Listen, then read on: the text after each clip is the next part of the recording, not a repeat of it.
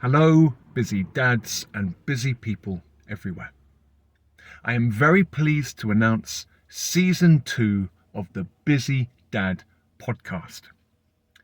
I really loved making the podcast for its first season last year, and I've been looking forward to the 2025 season. It's been a little bit delayed, but at long last, we are live, and my intention for the next 2 to 3 months is to release a fresh episode every Wednesday. If you enjoyed season 1 of the podcast, you will not be disappointed in this season.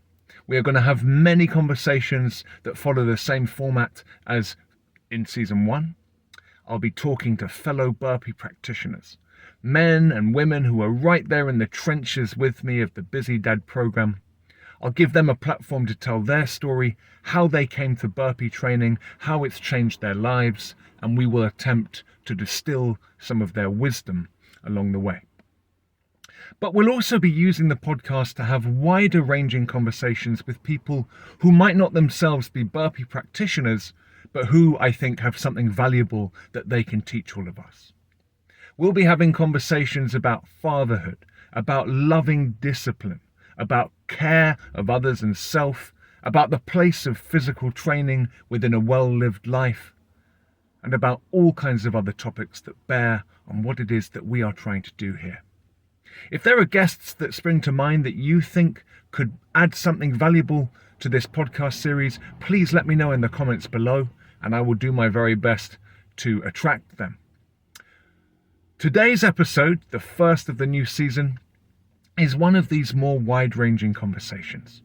I am talking today to Alex Petkas, also known as Ancient Life Coach. Alex has earned that name, my friends. He is an authority on all things ancient. And when I say authority, I mean that. Alex holds a PhD in classics from Princeton University, no less. And he turned away from a glittering academic career because he wanted to bring his message to a broader audience. And that is exactly what he does in the Cost of Glory podcast. In that podcast, Alex uses his extremely impressive intellectual acumen as a scholar to retell the lives of important ancient figures, some of whom we've heard of, others of whom we probably haven't, and to distill the lessons he thinks that we can learn from the lives of those people. I wanted to talk to Alex to get a sense of what training meant in the ancient world, of whether there are some training lessons and approaches that we've forgotten and that we would do well to turn back to. It was a really interesting conversation. Alex said many things that surprised me, and I'm still mulling over that conversation. I learned a lot, and I think you will too. So here we are, my friends, season 2 of the Busy Dad podcast, and I give you Alex Petkas. So, welcome to the show, Alex. It is fantastic to have you. And I thought we could begin, Alex, by you talking us through what it is that you do, the sort of mission and the project of the Cost of Glory podcast and the coaching practice that you've built in relation to the podcast. What's the mission? Yeah, it's great to be here, Max, and it's very, very exciting. We started our own online projects early on, and kind of we're comparing notes way back at the beginning. I think it was 2020, maybe. Yeah. So when I left academia in 2020, we kind of went separate ways in that sense. I'm a classicist by training, and my specialty research was on the philosophers of the late Roman world.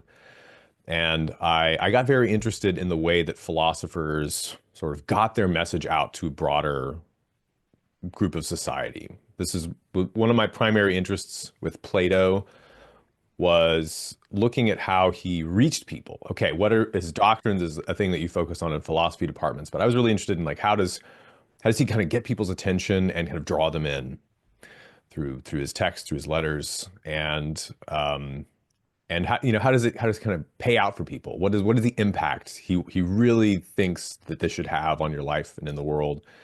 And so I was inspired by that project, also by the project, especially of a later follower of Plato who lived 400 years later, Plutarch of Chaeronea, more closer to the time period I worked at.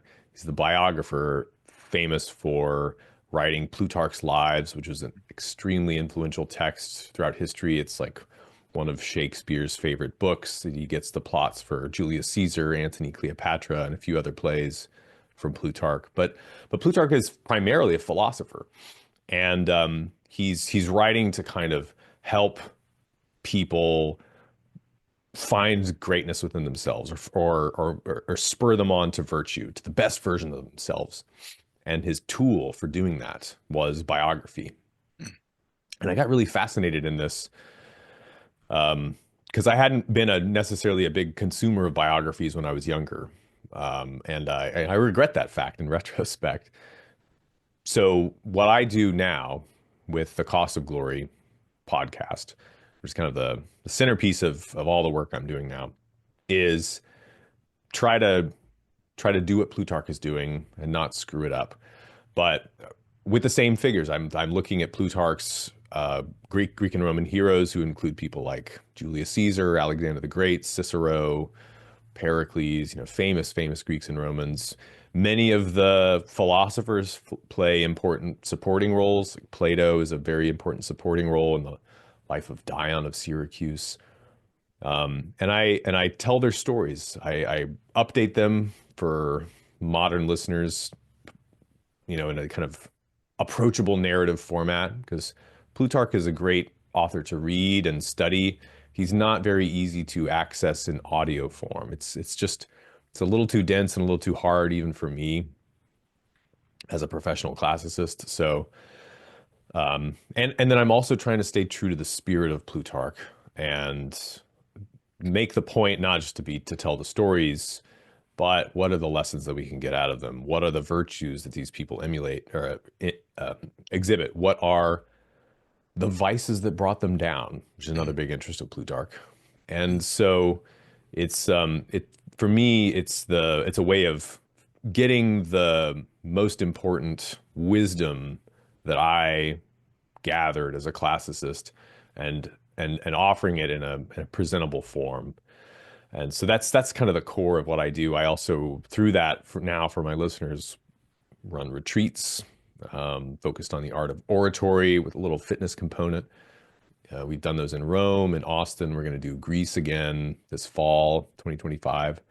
And that's been a lot of fun. It's, a great way to go deeper in the material and to kind of build friendships around the classics, which I've always felt is one of the most important pieces of, serious study in philosophy and kind of interest in the humanities and culture, is how it can bring people together, like-minded people, that you can really form powerful relationships on that basis. So that's a pretty fair summary of what I'm about right now.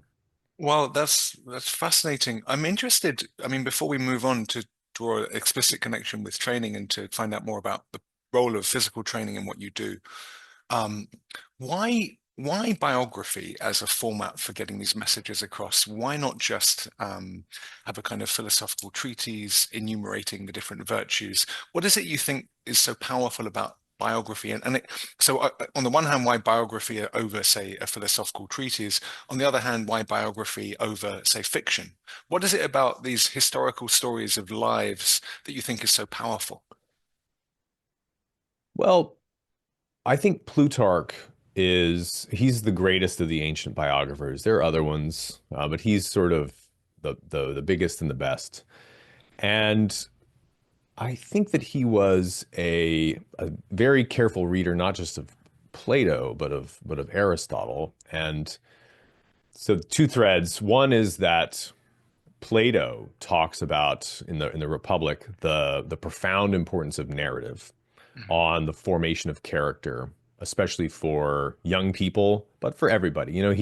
He has this ideal state where he lays out what the ideal education should be for the leadership classes, the guardians and the philosopher kings. And there's a lot of kind of micromanagement of what stories they're exposed to, and like the people that get portrayed in those stories.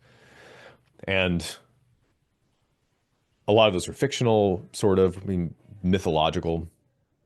But the other strand that Plutarch is drawing on is Aristotle's ethics, which is a very big part of his Plutarch's own ethical system. And Aristotle talks about how how virtue is a kind of a character quality, and it is demonstrated through habit. It's acquired as a habit. Like real virtue is something that you possess over time, and it can only be demonstrated in action. And so Plutarch is really sensitive to the way, and Plato is obsessed with this problem of mimesis and how imitation, how behaviors are contagious, you know? And so in a way, biography of arguably very virtuous people is the way that that you can kind of communicate what virtue is in the clearest way possible. And for Plutarch, it's contagious. Virtue is contagious through this vector of imitation, of mimesis, which is not just about, the way that you kind of get handed a life of a saint by a priest and say, be like this guy.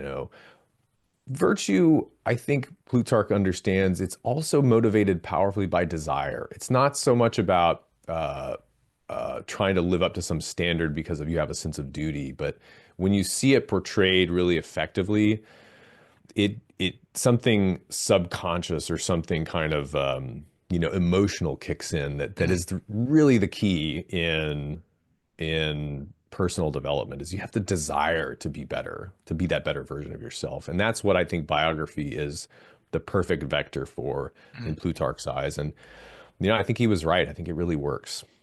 Yeah, yeah. It reminds me of something that Kant says. You'll probably be familiar.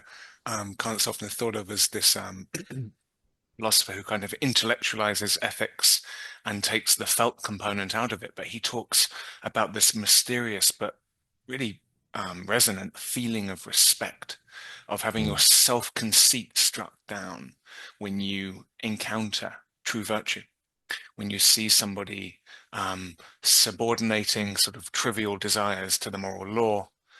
He describes this felt response. Amazing. And I can see how I like what you're saying, that if we can tell stories that elicit that response in people, and at the same time give them a blueprint for how to live, we can usher them into more virtuous practices. It's a fascinating project.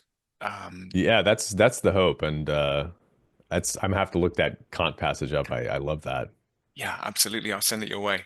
All right, so we're talking about virtue. We're talking about reorienting your life, kind of in the shadow of these great figures or as inspired by them. And something I've been puzzling about for a long time is the relationship between physical training and virtue. People who follow the channel will hear me talking in kind of morally loaded terms quite often about what it is that I'm trying to achieve here through my training. And for me, there's this deep connection that I'm not yet able to pinpoint between virtue and physical training and all of the discipline that comes along with having a training practice. I wanted to get a sense of your story, Alex, about the role that training has played in your own trajectory and what connection there is between sort of physical training and in general your interest in the ancient world. Well, I was a chubby kid in high school and middle school. It was a big part of my identity when I was growing up, and I was kind of gamer, embarrassed to say now. But I had this transformation when I was in high school. I got really motivated to get fit. There was a girl I was interested in, and I kind of looked at myself in the mirror. I'm like, crap, I have no shot. How can I how can I avoid this problem in the future? And lifting weights was a part of that for me. And my dad had kind of forced me to do some physical like personal trainer time at the gym, and I kind of knew some of the basic lifts, and I just threw myself into that and lost the weight and got fit over a period of time. And I think that lifting weights when I was younger, I had this anxiety about not being vain and not wanting to be obsessed with my image. Mm, And that I think that held me back in a lot of ways because I didn't really have a good way to explain how investing in your physical appearance and presence could be like manly and respectable.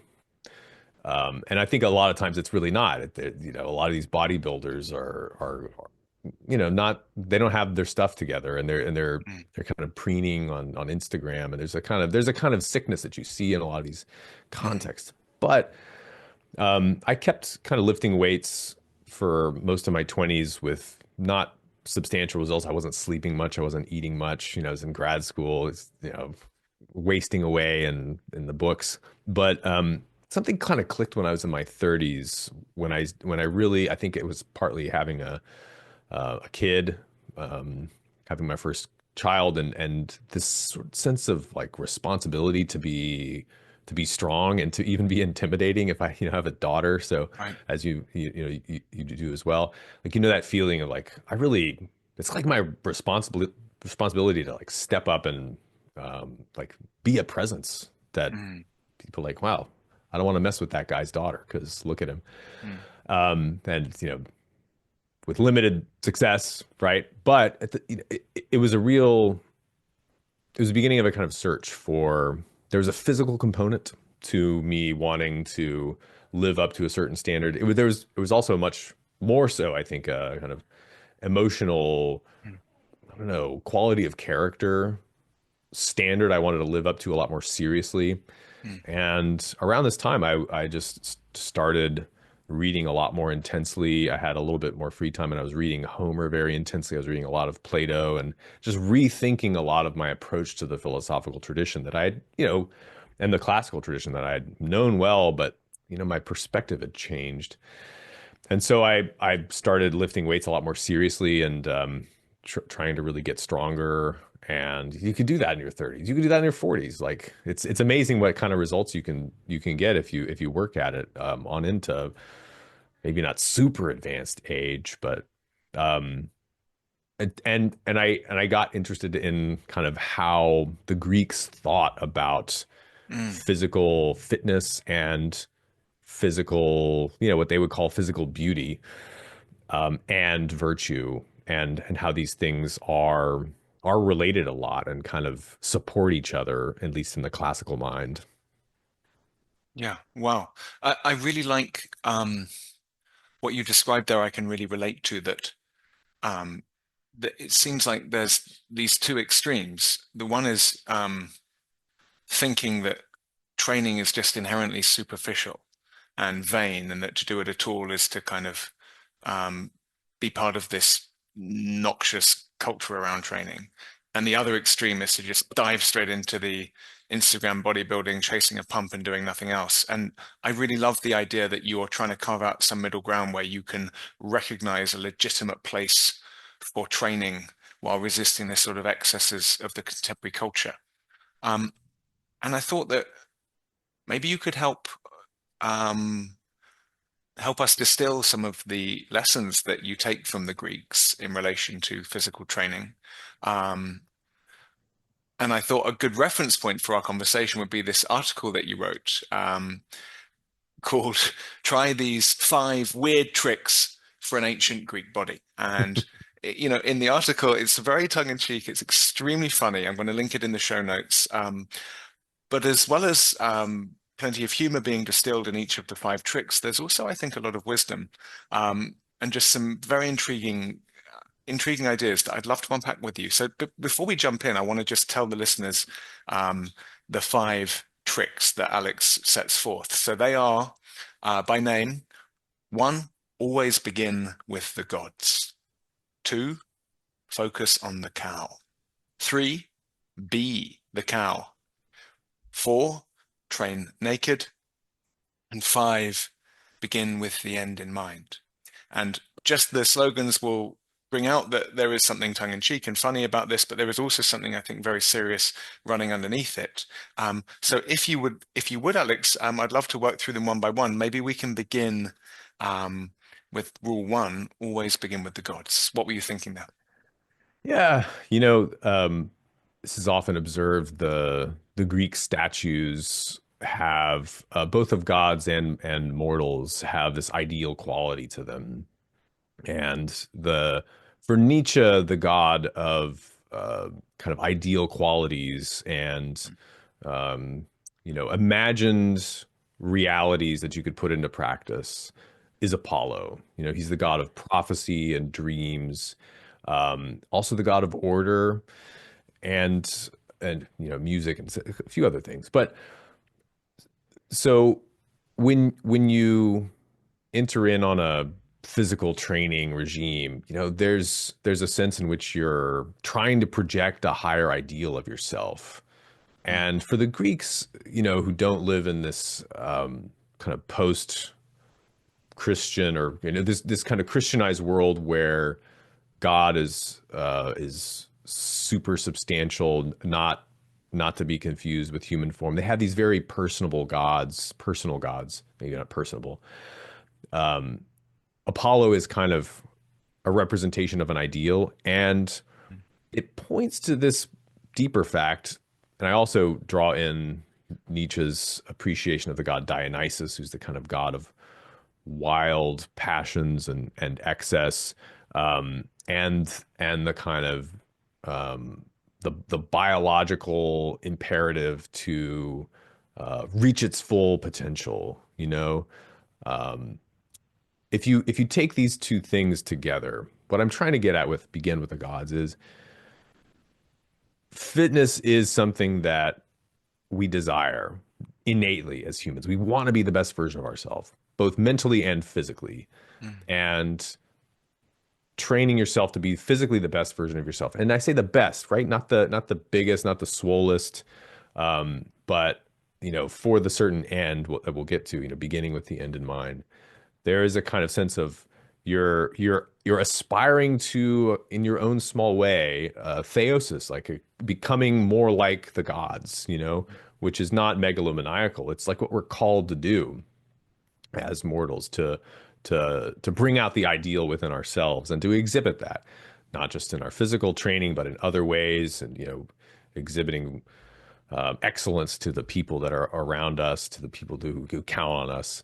So to me, there's a spiritual aspect of that you shouldn't ignore. I mean, maybe some people are going to be put off by that, and if you are, that's fine. But if this is something that resonates, I think you should really explore it and look into it and try to bring that piece out within your fitness. Because I can say that my own fitness was held back by a sort of spiritual hang up.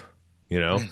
I could have been way more fit, way more, swole or whatever, if I had started a lot younger and kind of had a sense of conviction to it. I think a lot of times what holds people back is a lack of conviction that it's important. Mm. So you have to do that that spiritual work that'll help you push through a long regime, right? It takes a long time to go from 0 to 60, or from the kind of like slob gamer in the gamer chair like I was, eating chicken fingers, to actually like Mm. somebody that commands a little bit of respect, such as I have. And I think you need conviction and seriousness for that. So that's kind of what I'm trying to point to. Um, what's interesting in this part of the article is you contrast the different roles that Apollo and Dionysus can play in relation to this. You talk about through sort of Apollo, we have this image that guides us of a well-ordered body as a manifestation of our own order and craftsmanship. But you draw a contrast between that kind of sort of external perspective and this, it seems to me, a kind of internal experience of drive. And you say something that really resonated with me, I want to share with the listeners. So you say, through the power of Dionysus, we unleash the primal instincts. We finally behold the vast potential within us, the telos of a billion-year process. This effect is intoxicating. We identify the true self with this very infinite potential. We recognize the will to beauty and the will to power and find that they are one. And then you go on to say, where Apollo has given us the method, the plan, the craft, Dionysus gives us the drive. To use this drive fully is to draw into ourselves every drop of the power of the species in order to express it as a supreme version of our individuality. It was very, very powerful. And it really resonated with me as a practitioner and as a coach. In my own practice and in the work I'm doing with all of my guys, I'm constantly working a kind of Apollonian craftsmanship. I'm creating a plan. Okay, minute by minute for the whole week, there's a plan. But sometimes I get to the session and Dionysus has deserted me. The plan is there, but the drive, it vanishes. That sense of an infinite power within ourselves that we can make contact with and harness and express through ourselves. I know that feeling so well. I've had workouts where I'm kind of bewildered afterwards. I have this strong sense that something just expressed itself through me. And then I have workouts where the plan is exactly right and it just doesn't happen. And so something I've often wondered about is what you can do to open yourself to that Dionysian spirit, how you can make contact with that. And for me, a big part of my training practice is around trying to open myself up to that drive, that infinite possibility. I wondered if, there were ways in which the Greeks perhaps worship Dionysus that you think we could carry over some form of that when we're thinking about how to bring that power into ourselves in our training. Yeah. And when it's there, as it were, the God is with you, it's incredible, and you can lift more weight, and it's exhilarating. And then when he's not, it's amazing how much wimpier you become just from a day-to-day basis, depending on your commitment. I struggle with this too. I think often when I get really busy and like mentally busy, when I get preoccupied with a lot of things, it's not necessarily that my time is crunched. It's often I have a better workout when my time is crunched, but it's the sense of mental distraction and multiple priorities. A couple of the quick things that have tended to help me out are, training fasted, which is to say, I train at 10 in the morning and I haven't eaten yet, or I train at, even 2 in the afternoon and I haven't eaten yet. Those tend to bring out, like, to me, that brings out a little bit more of that primal drive to survive, this like, your body gives you that extra energy because it knows that this might be what you have to do to actually get the food and survive. And when you can bring yourself into those primal states, I think that's what the Greeks are talking about when they're talking about Dionysus. He's the god of these drunken parties where people kind of go into frenzies and they're sort of not aware of what's going on fully. But it's also the god of fertile exuberance, like the grapes coming in abundant clusters. Like, how do you provoke that? Well, sometimes you provoke it by restraining a little bit. There's that movie, I think it's called Bottle Shock, about, what makes a grape good comes up, and these wine growers are talking about, how to make California wine compete with French wine. And I think Bill Pullman says, the secret to good grapes is you got to make them struggle, and the grapes had to struggle in the hot, punishing Mediterranean hillsides. So I think that, if you can make yourself struggle a little bit by fasting, that's one way. Or, I used to get into the Wim Hof breath hold stuff. Oh, funny you should say that. I was just going to bring that up. I've been really going deep into breath work as a way of preparing for training. Fascinating. Yeah. And it's incredibly powerful. For me, I would like to get into these, when you hold your breath for a really long time on the safety of your home, on lying down on a carpet, and you bring yourself just an inch closer than you usually get to that near death experience. It just fills you with adrenaline and like kind of wakes you up to something. And if the best deadlifts I have ever done have been days when I did that in the morning, just not even right away, a few hours before, right? Yeah. So connecting with these primal moments of kind of like survival required Yes. Love. situations. No, I couldn't agree more. I'm so glad that you brought up breath work. That has specifically been the role of breathing in my training practice of late. And I really feel the difference between sessions where I've gone through some breath work beforehand and sessions where I haven't. All right. Well, let's move on. Principle number 2, focus on the cow. Maybe you can tell us a bit about Milo. Yeah, Milo of Croton was a favorite ancient figure of mine that comes up a couple times in this article. But so Milo of Croton is a famous boxer from southern Italy, a Greek boxer. And there's a story that he won multiple Olympic championships in boxing. And in one of them, he was given, after he knocked his opponent out, a large cow for his prize, a bull. And I think it was like a 1 or 2 year old heifer. So, a full grown cow. And we're talking maybe 800 pounds. And the story is that he's given this cow in the arena, and then he gets under it and he lifts it up over his shoulders and carries this 800-pound cow to an altar off the arena. And then he strikes it dead with one blow to sacrifice it to the god of Zeus at Olympia. And of course, the crowd goes wild.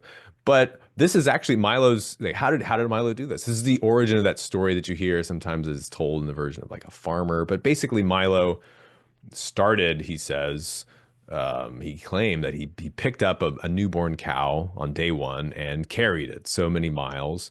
And then the very next day, he carried the same cow so many miles in the very next day, and so on and so on. And as he kept carrying this cow, he was eating just ungodly amounts of food. The legend that went around is that he would eat 20 pounds of beef per day, 20 pounds of bread per day, and 3 pitchers of wine. Okay, probably an exaggeration, but he was eating a lot, right? And he grew in proportion as the cow grew. So it's just one of these earliest accounts of incremental increase. But if you want to incrementally increase one lift, you can just focus so many of your energies on that one lift and just 5 pounds every week, up 5 pounds or 10 pounds, whatever it is. And so I called it to focus on the cow, because it's, if he had been doing that and 5 other things, maybe he wouldn't have gotten the results, is I think the idea, but that he was just maniacally focused on carrying this cow, whatever it takes. Yep. And I'm gonna make this work. I'm gonna carry this cow a mile. That'll give him the strength that he needs to be an Olympic champion, but also to pull off a feat like he did with this bull in the arena. Great. And then as you remark in the article, once the cow was full grown, the one that he trained with, he promptly ate it. Yeah. Right. But I was looking up the sort of calories that he would be consuming if the myth was true, and probably 20 pounds of beef a day, of course, depending on what kind of beef. We're looking at about 20,000 calories down payment just for the red meat. It's sort of, the modern day Eddie Hall strongman type, it sounds like, and that kind of diet. But so it's within the range of survivable. Right, just narrowly. Yes, but I couldn't agree more with that principle of progressive overload. Of course, it's a weightlifting principle. It's also a principle that we build our practice around here on the Busy Dad program. We have a level system in the program where you're constantly being goaded and coaxed to push harder and harder and harder. I think that there is nothing more damaging than normalizing a maintenance mentality in your training. We'll talk about this a bit later, but 1 or 2 strategic maintenance sessions here and there can make sense within this sort of Apollonian blueprint that you have for your training program. But making that the mentality you bring into your training, I think is disastrous. if you're not growing, you're dying. And I think that's true of business and it's true in the gym too. I notice whenever I have shifted into a maintenance mode, it actually means that I'm shifting into a decline mode, Yep. because all of the motivation is gone. Like it's just not exciting to maintain, right? It's what's exciting is to make progress. You Yep. have to be making progress on some vector. Okay, is it reps? Is it weight? Is it endurance? And there's many vectors you could focus on, but it's got to be something and it's got to be serious. And I think I've found that I can't take it seriously if I don't track it. So it's very important to like see your progress over time. And it just gives you so much of a sense of, direction in your life. Like if you've got no direction at work because of things that you can't control, this is a direction you can control. Yep. And if you can control the directions at work too, it'll add fuel to that. Yeah. Yeah, that was my experience when my daughter was born, and it was, I mean, an amazing experience, but also a completely engulfing one. And I felt as if I had so little agency in my life. It was just this event that was changing everything, and none of my time was my own anymore. There was this one tiny domain of agency where I could think I could control what I ate, and I could steal little opportunities here and there to work on my one-arm push-ups. That became the burpee training practice. But yeah, even if you're overwhelmed in every other area of your life, a training practice can be so valuable because it gives you that experience of not dying, as you Yeah. put it. All right, so focus on the cow. We've covered be the cow. Tell us about that one. Yeah. So there's a story that people might have heard if they've been around the Greeks at all. Um, there's a festival going on in the city of Argos. The people are getting ready for a great celebration at the Temple of Hera. If you've ever been to Argos and the Temple of Hera, I'm sure nobody has, but I went. It's up on a hill, kind of outside the city. It's a quite a hike, actually. Maybe I don't know, 7 miles, give or take, uphill from the city of Argos. Not on a mountain, but it's anyway. And so that's where they're all going. And there's this distinguished matron, and her cart breaks down. Well, essentially the oxen that were gonna pull her cart with all of the festival cakes and all of the finery, and she's got wax statues that she's got a whole bunch of stuff that she's gonna take in the cart with her to make a good appearance among the other ladies of Argos, that this is the like festival of the year. It says Hera, the greatest goddess of the city. She's the mother goddess, right? The wife goddess.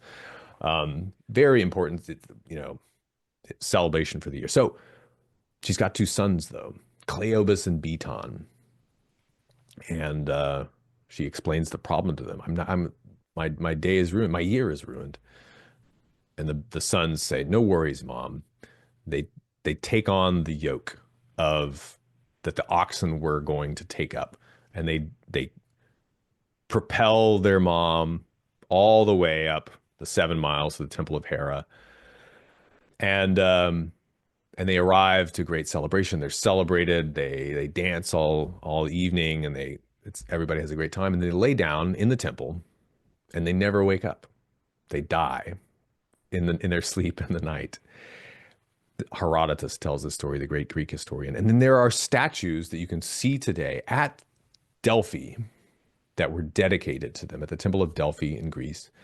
These two kind of ideal, fit, sort of semi-Egyptianoid looking in that archaic style of statue, Greek youths with big thighs. And Cleobus and Beton it's a story of kind of dying beautifully for Herodotus. It's one of the way that he interprets it. But there's a kind of symbolic significance that a lot of people don't pick up on. Why are these youths so celebrated that the Argives dedicated a statue at Delphi in their memory? I think it has to do with this deep ritual significance of the bull, of the cow in Greek culture. And Agamemnon is compared to a bull in the Iliad. Powerful Agamemnon with eyes and head like Zeus, who delights in thunder. Like Ares for girth and with the wide chest of Poseidon, like some ox of the herd, Homer says, preeminent among the others, a bull who stands conspicuous in the huddling cattle. Such was the son of Atreus, as Zeus made him conspicuous among men that day. And so the king is like a bull looking over his herd, defending it. Uh, and so there is a sense in which they became the bull, right? They take the place of that oxen. They casually showed themselves equal to oxen in strength, and then they died in the kind of height of their glory and youthful beauty, and and so the the bull is a leader. Hmm. Milo of Croton also embodies this quality of being huge and bull-like, and he leads an army in a victory for his native city, and crashes into the opposing lines like a bull charging them. And I think this is just, I think, trying to instigate people to see that bull-like power as something that isn't just about being a jock or a thug, but there's something Yes. kingly about it. The king is this kind of powerful bull-like symbol. The bull is the symbol of the king, and that should be a part of like real leadership that also involves the intellect, but it It's so involves that funny. physical presence. As you're telling this story, I keep wanting to draw the moral of the story away from that kind of unabashed, just physically kind of reveling in your presence, your Yeah, bigness, your intimidatingness. I want to talk about the fact that the boys were serving their mother, that there was an orientation towards their family. I want to yeah, talk about how good I feel when I'm carrying heavy suitcases across an airport, kind of ox-like, but again, because I have that sense that I'm channeling the strength that I've built into service. Whereas it sounds like you're encouraging us to say, no, actually, you should just revel, um, as long as it's properly contextualized within a kind of leadership and family setting. You should revel just in your sheer kind of physical presence that you've built through your training. And you should give yeah, yourself permission to do that.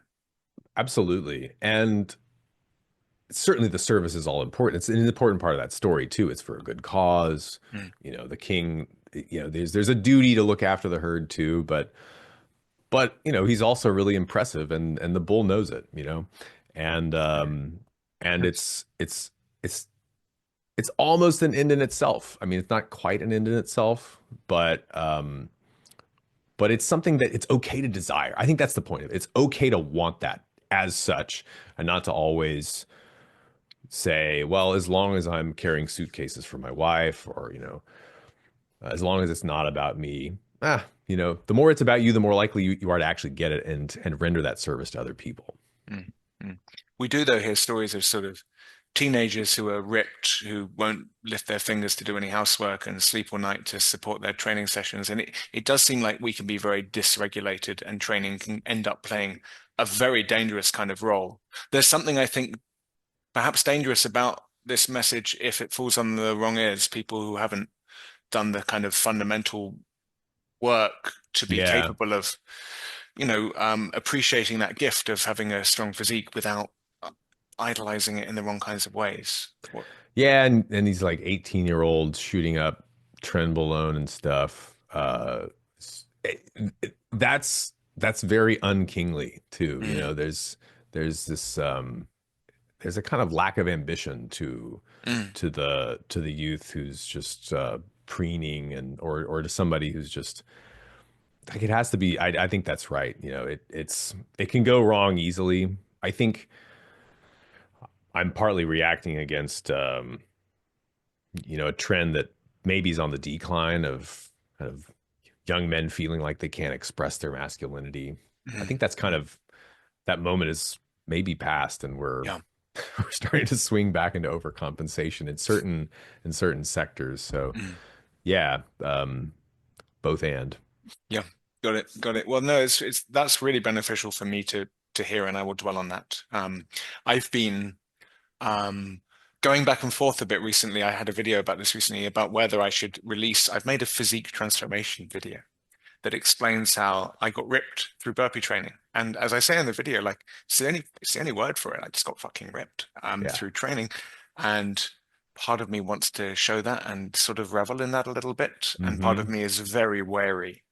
Right. First of kind of turning the channel into a monument to myself, and then secondly for putting the focus where it shouldn't be with the training Right. practice. So what you say will help me as I try and think that one through myself. Um, all right, speaking of the physique, your next precept, train naked. Talk to us. What's that about? Gymnasia. Maybe people know this. The root word for a gymnasium is the Greek word for a public training ground is gymnos. Gymnos is naked. They actually did train naked, and this is a fascinating, I think, kind of rare anthropologically, at least in Western society, cultural practice they have that has a lot of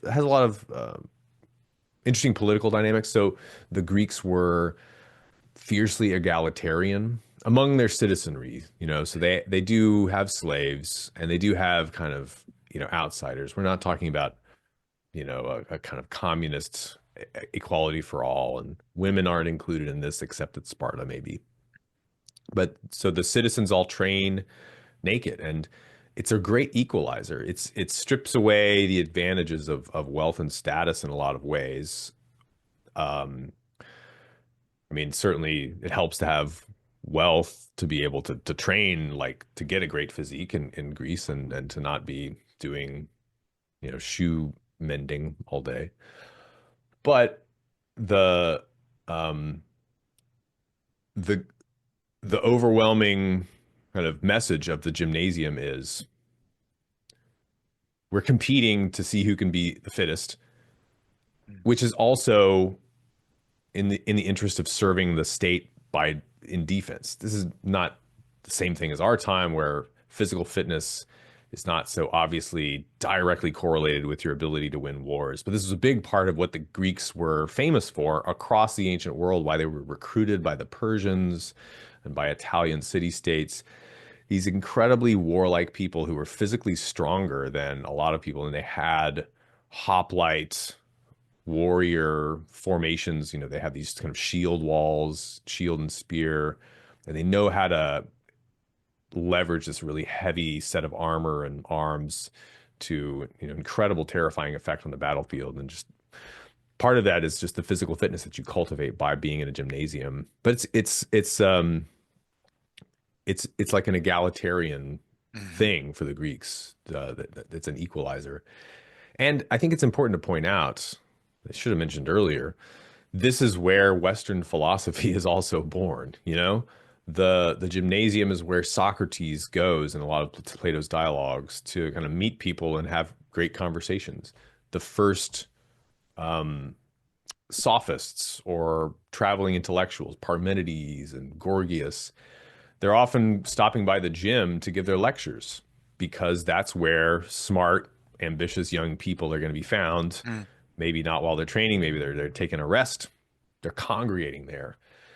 And it's just a natural fit that intellectual development, intellectual training would take place at the same place that physical training would take place. The early gymnasia in the architectural blueprint for a gymnasium, even in the Roman period, it's called a palestra, which is also a Greek word, but it's a facility that includes libraries and classrooms, also a shrine or two to the muses. So these are really, really important cultural institutions in the ancient world that send a signal to the citizens and to everybody else. This is a civilized place. We take citizen cultivation very seriously. We take our public spaces seriously. We have a gymnasium, and you can go for classes on training in rhetoric or philosophy, to become a public speaker, or, I don't know if they did law training, but anyway, the gymnasium is this really, really important cultural institution of the West, in so many ways. And then we've broken that thread Mm. so profoundly, I think. That's getting a bit away from the train naked maxim, but I think it's an important part to emphasize that aspect too. No, fascinating. It's hard to imagine that kind of public space now. I mean, certainly, um, if you go, I mean, the university, I can see as, especially in America, something I really value about the American universities is the way in which there's a physical culture, often kind of at the beating heart of the culture of the university as a whole. Hmm. I guess you see that in other places too. But if you go to gyms, these seem like kind of just profoundly non or anti-intellectual, very grim warehouse-like spaces. Um, but help me understand the training naked part. I mean, you've helped bring out what we've lost insofar as we've severed the intellectual from the physical in this way, and that shows up in our spaces. But what's the value in training naked? Maybe I missed that. I've not personally done that. I have to claim, so I'm doing inference here, but I think that for the Greeks, um, it's about not being able to hide anything. Hmm. It's about um, yeah, like a dedication to the entire body, Yep. to cultivating the entire physique. Mm, It's also about given those premises, and I think this is something that they can kind of extend. It's about uh, you raising the bar by your own presence and having the bar raised for you by the mere presence of other people who are, you know, you're going to see people's belly fat and whatever, their weird birthmarks and stuff. But, the um, just having your whole physique exposed, mm, that was horrifying for me when I was a middle school mm. fat kid, right? Yeah. Yeah. You know, I imagine if I had had to train naked, or at least in my underwear, like it would have it would have really spurred me to do better. And I think that we can you can cover so much up with thick clothes. Of course, there's another extreme where you're just displaying, but if it's a matter of choice, people have the choice to kind of wear tight clothes or not. But with the Greeks, it's just the kind of standard expectation is everybody knows where you stand. And I Mm. think it motivates fitness a lot better, which is, as they saw, is really key to their own defense and security and safety in their own city states. Yeah. And I like an idea that you touched on in the article is that we're kind of in that small domain of your training, you are kind of you're living without secrets. And Yeah. that is how you should live. That is a blueprint for how you should be Right. oriented. You should get as close as possible to shedding your secrets and exposing them and then living without them. Um, Two more thoughts on that. One is just, I remember it was such a defining feature of being out of shape for me that Mm, I would do anything I could to avoid mirrors. And certainly the idea of looking at my entire body naked, it was unthinkable. It must have been years. And hmm. now it's remarkable how peaceful I am now about the sight of my own body. Yeah. But I think that what kept me where I was the fact that I avoided the mirrors. Apparently, when Arnold Schwarzenegger was getting a lot of shit about his calves in his early bodybuilding days, he wore the skimpiest of shorts to just expose himself to public shame. Um, and he said after about a year, he had calves like boulders because it was a spur. So there's also that dimension. All right, finally, and this is where we can wrap. Begin with the end in mind. Um, Hmm. what was your thinking there behind that final precept? Yeah. Well, there's two things. First is the Greeks are really aware that there are multiple ways to train for multiple ends, and training for the Olympics is not the same thing as training for war. There's a excuse me, there's a famous Greek statesman who was really into warfare and as a young man, and his name was Philopoemen, uh, teacher and kind of mentor of the great historian Polybius. And Philopoemen asked a friend of his, what should I train if I want to be good at war? Because he's doing these weights and lifting, and he's starting to have some luck on the wrestling mat or the wrestling dust in those days. And his friend says, who's an expert in war, says, well, if you really want to be an Olympic wrestler, train like do Olympic wrestling. If you really want to be a warrior, it's a very different skill set. You need endurance. I have a friend who's trained to be a Green Beret, and their motto is stronger than the fastest, faster than the strongest. Mm, So much of what they look for is endurance. Your how many minutes does it take you to run 5 miles? I think the bar is like 50 minutes, 5 miles, or maybe it's like an hour. Anyway, it's fast, and it's faster than I could do carrying weights, because that's the thing you're doing. You're not trying to max your deadlift when you're fighting a war. That's just not as useful of a skill. The other guy's gonna chase you down, this kind of thing. And so you need to begin with that end in mind. What are you really training for? I do think for peacetime, social social harmony, kind of, the presence of like just basic physical fitness is a worthy end. But it's often motivating to train for a triathlon or a mountain climb. We do have evidence that the Spartans were particularly good at the pentathlon, which is a much more endurance focused set of exercises than, say, wrestling um, or like lifting huge weights. The Spartans, of course, the most warlike, the most dedicated to war training of all the Greeks, and they did win Olympic contests, but it was mostly like a pentathlon kind of stuff. They have these like jumping dumbbells that we actually have evidence of. You can use these kind of like little 15-pound dumbbells that were actually, they were stone, and you kind of use them as leverage to kind of swing yourself forward and do a long jump. That was apparently allowed, and we have some of those from Olympic victors from Sparta, which is really cool. So that's the kind of end in mind, mhm. part A. Great. I mean, so it's really interesting to me that ever since I started physical training, that word training has Hmm. come very naturally to me. It's how I've wanted to describe it, as opposed to going to the gym.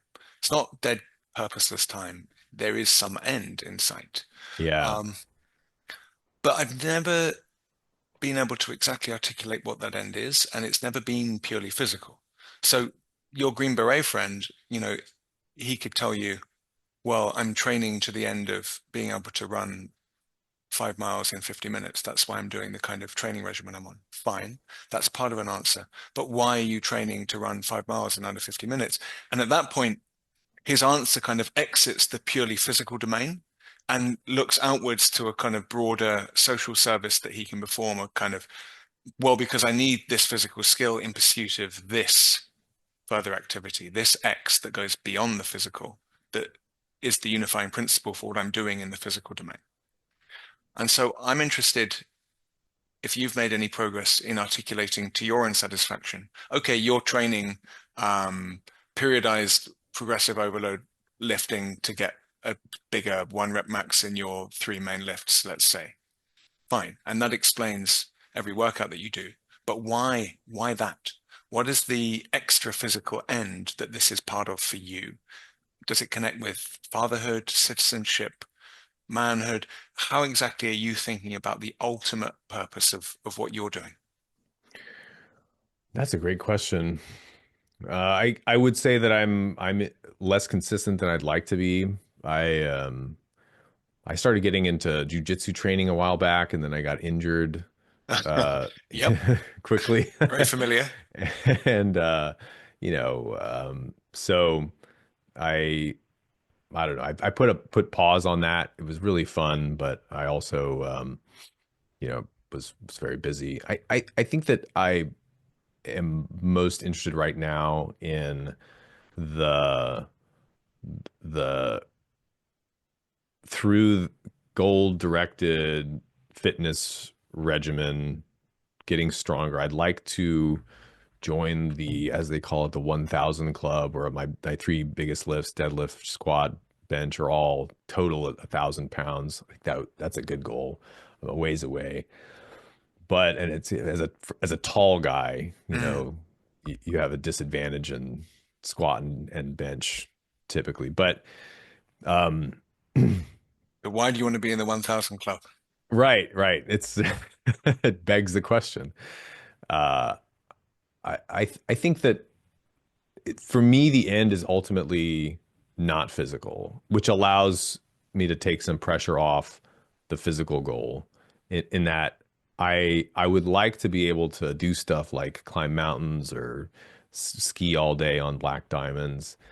Mm. But the main thing is I want to keep a strong physical engine for what I see as my bigger mission in life, which is, bringing back the classical spirit to modern leadership culture and society through my work. It's kind of to be to put forth an example of physical self-respect and cultivation.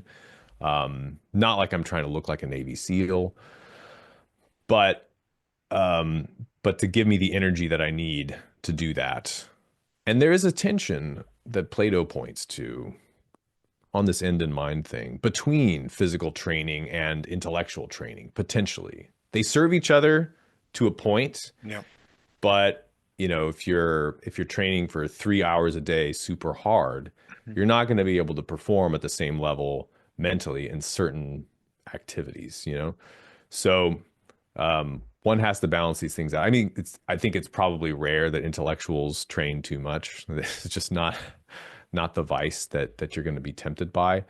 But and so No, I more think the much endurance is more really tempting important. vice is it's on the other side. It's people who train their bodies too much and not their minds, it would seem to me. Yeah, yeah, yeah, and it's a shame that, and this is one of the reasons I think that people of an intellectual disposition should talk more about this stuff and articulate the principles and talk about how physical training can lead to more mental power because you know the the mental gifts, the intellectual faculties are huge, have a huge advantage over physical gifts in our society. In most, it's like these are the leadership qualities. These are the things that put you at the head of a company or of a division, or make you rise to political office, for example. It's primarily the mental training qualities, and I think that in a sense, for smart people, the temptations of health, or the I don't want to say temptations of health, but an overemphasis on health can sometimes be can sometimes be a result. My suspicion is a lack of ambition in other more important vectors, at least viewed from the perspective of the classical Greeks and Romans, who for whom high office, great responsibility, and the honor that comes from performing those well and with excellence, with virtue, competence, that those are greater rewards than health. Like health is an instrumental virtue, and Mm. it's instrumental to things like that. And it's important to have that in place. But for me, at least, the it's a fire, it's a motivator for me to stay fit because I want my fitness to go somewhere big. I want it to carry me, to give me enough energy and endurance to work long hours, to travel, to address a large crowd, to stay on my toes. And maybe there's a backpacking trip with donors I'll do sometime, that things like that.